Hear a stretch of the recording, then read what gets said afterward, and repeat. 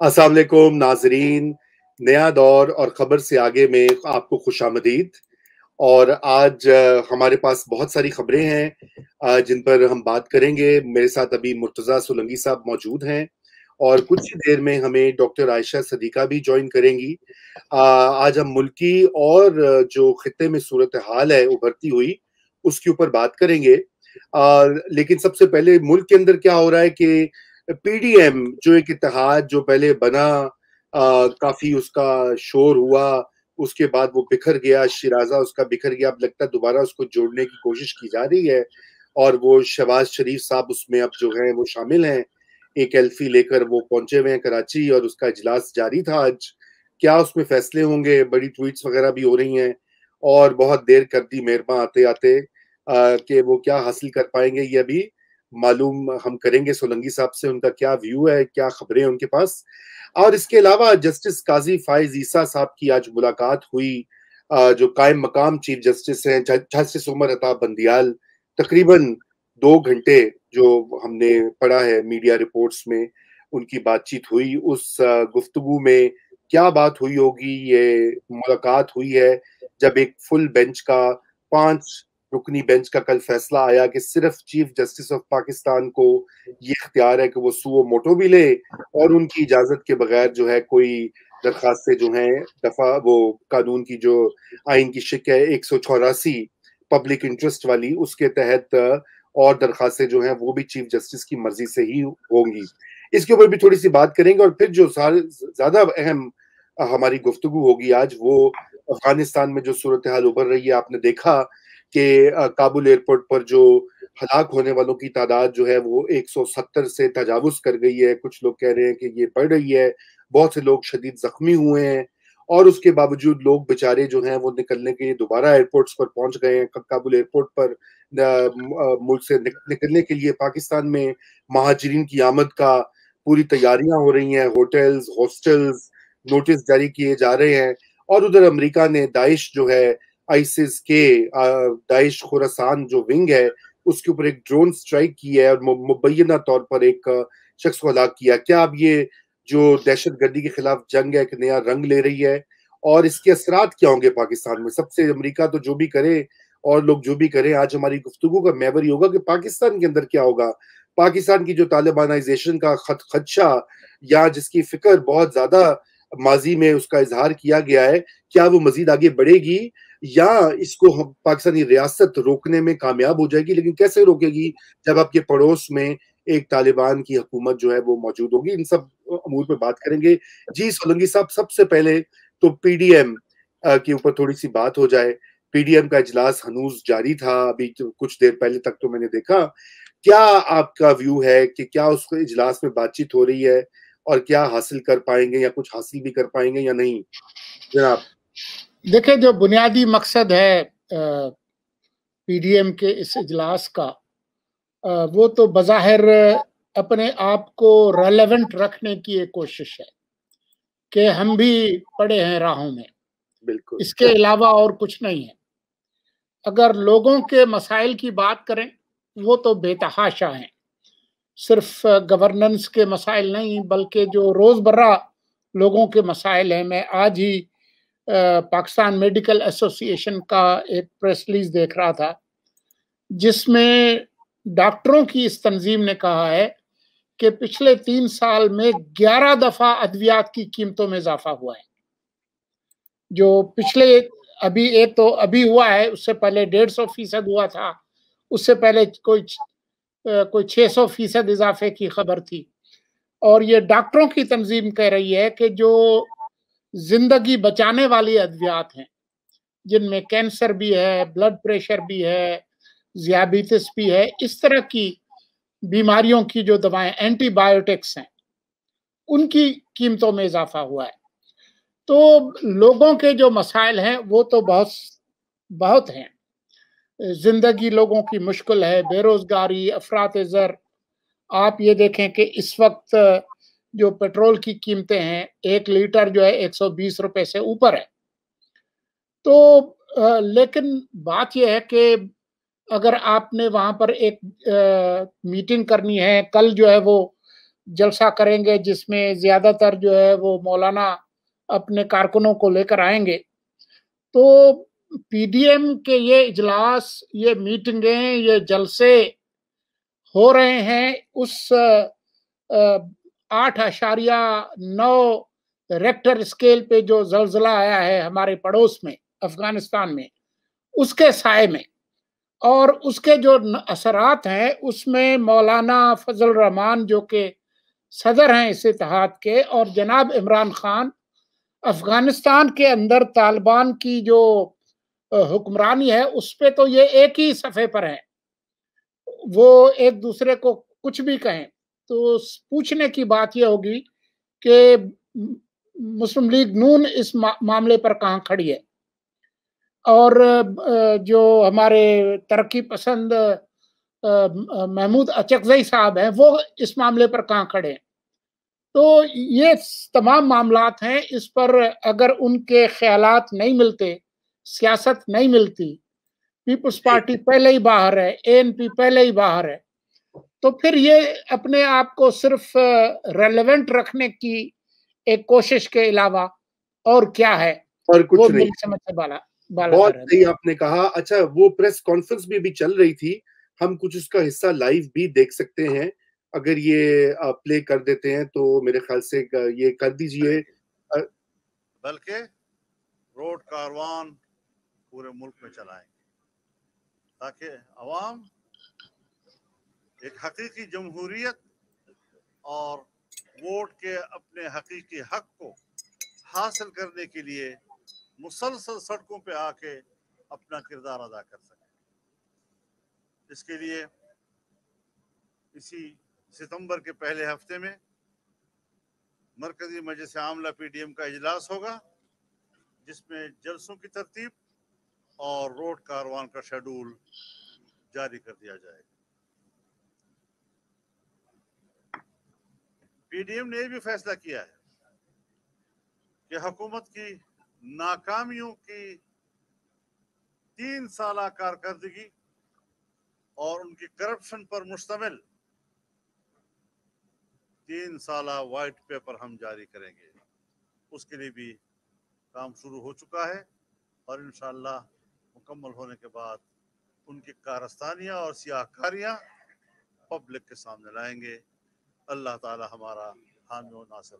मेरा सवाल आपसे ये है कि शहबाज शरीफ साहब, मेरा सवाल आपसे ये है कि पीपल्स पार्टी समझती है कि पंजाब में तब्दीली लाने के लिए आप और हमजा शहबाज तैयार, मियां नवाज शरीफ और मरीम नवाज साहिबा रुकावट है क्या? ऐसा ही, और पीडीएम के ज़िम्मन में क्या फैसला है पीपल्स पार्टी तब्दीली की तजवीज़ देती है? नहीं, ऐसी कोई बात नहीं है, ऐसी कोई बात नहीं है। ये आपने जो सवाल किया है ये मफरूज़े पर मबनी है, और पीडीएम जो है, जिस तरह हज़रत मौलाना साहब ने अपना बयान जारी किया है, ये पीडीएम के इजलास के बाद मुतफ़क्का जो फैसले थे उसका ऐलान फरमाया है, और उसके मुताबिक इंशाअल्लाह पीडीएम का कारवां आगे बढ़ेगा। आप सवाल करें, आप ऐसे नहीं हो सकते। तो ये लगता है कि ये जो 2 साल है हुकूमत के, 2 साल हुकूमत के, वो भी ऐसे ही एहतजाज करते गुजर जाएंगे, और अवाम जो इस वक्त महंगाई के चक्की में पिस रही है उनको कोई निजात आप नहीं दिला पाएंगे। स्कीमों का क्या हुआ, हुकूमत के खात्मे का क्या हुआ, लॉन्ग मार्च का क्या हुआ, आपका इनका जवाब तो आपने बड़ा अहम सवाल किया है। ये जो कोरोना, रमज़ान शरीफ, सख्त गर्मियों का मौसम और उसकी वजह से कुछ जलसों में फासले आ गए हैं, उससे आप एक तासुर लिया है, और ये शायद आम लोगों में भी ये तासुर हो, लेकिन हम जो शेड्यूल देने जा रहे हैं इस तासुर को हम बहा कर ले जाएंगे, और हम इंशाअल्लाह अज़ीज़ एक जिंदा नज़रिया है, एक जिंदा आवाज़ है, और पाकिस्तान में जमहूरियत और आइन की बालादस्ती के लिए एक मुसलसल तहरीक है। हम कौम को मायूस नहीं होने देंगे, और अगर किसी मरूजी अवामिल की वजह से कुछ तात्तुल आया है हमारे इज्तिमाआत या जलसों में, इंशाअल्लाह उस हवाले से हम कौम को मायूस नहीं होने देंगे।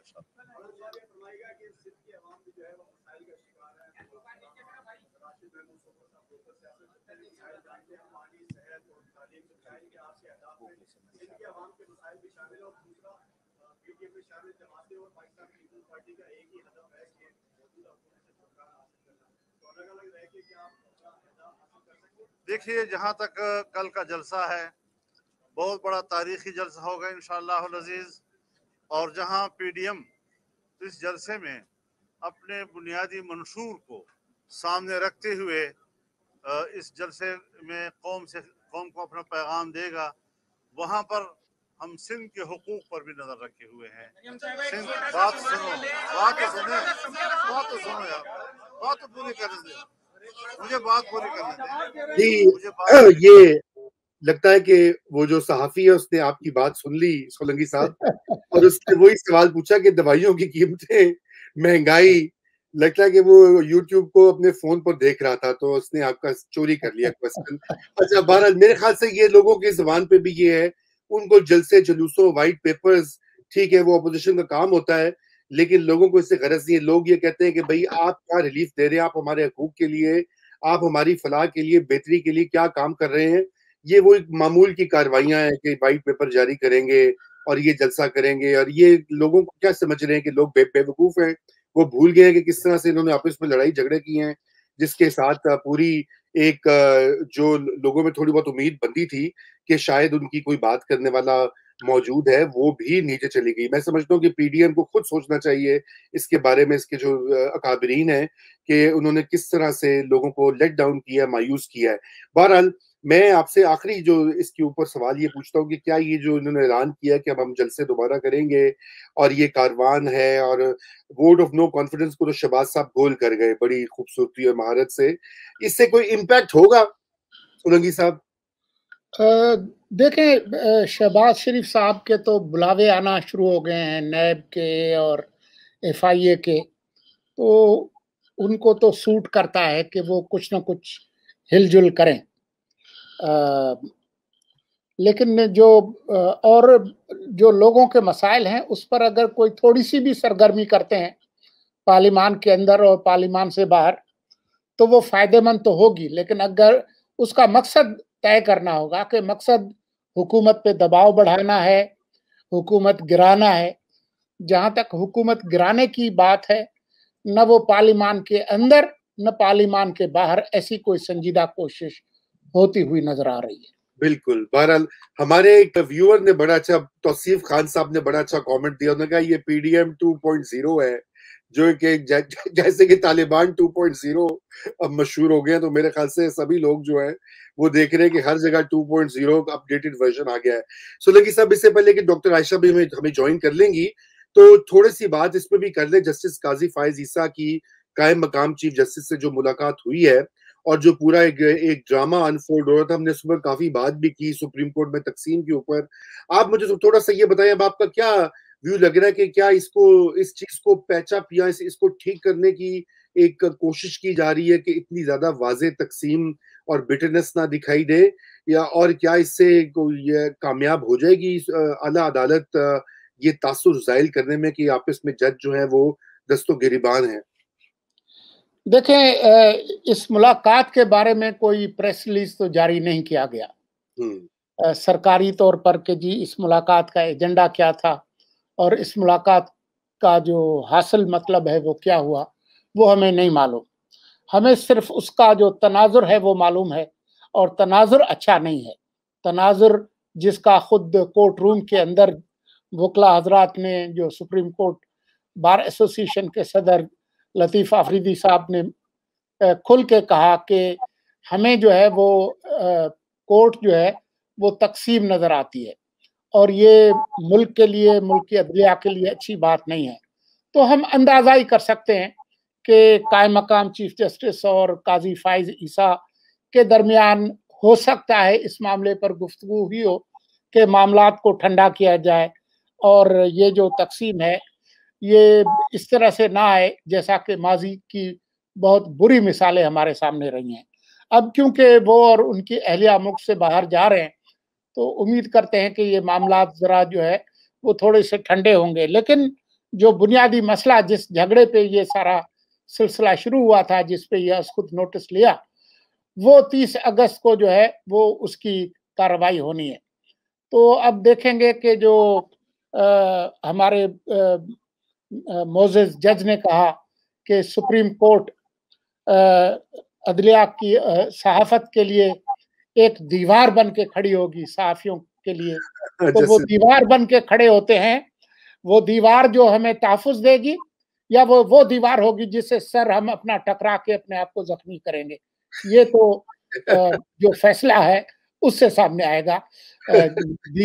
دیوار سے ہمیں اعتراض نہیں ہے، سر ٹکرانے سے البتہ ہمیں پریشانی ہوگی، اور اگر وہ ہمیں تحفظ نہ دے گی تو پھر پریشانی ہوگی. بہت صحیح آپ نے بات کہی.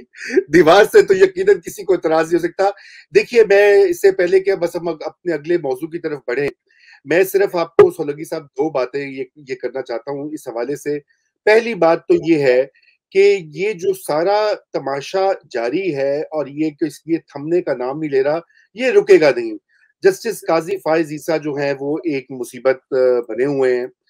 Sorry to use this word, میں یہ نہیں کہہ رہا کہ لٹرل معنوں میں، لیکن کیا اسے بولتے ہیں استارے کے طور پر وہ ایک درد سر ہیں مقتدر حلقوں کے لیے بھی، اور شاید سپریم کورٹ کے اندر بھی جو مصلحت پسند ویوز ہوں ان کے لیے بھی، کہ سپریم کورٹ کی جو ہسٹری رہی ہے پاکستان میں اس میں یہ ہوتا ہے کہ وہ مقتدر قوتوں کے ساتھ اسٹیبلشمنٹ کے ساتھ بنا کے رکھتے ہیں، ٹکراؤ نہیں کرتے، کنفرنٹ نہیں کرتے.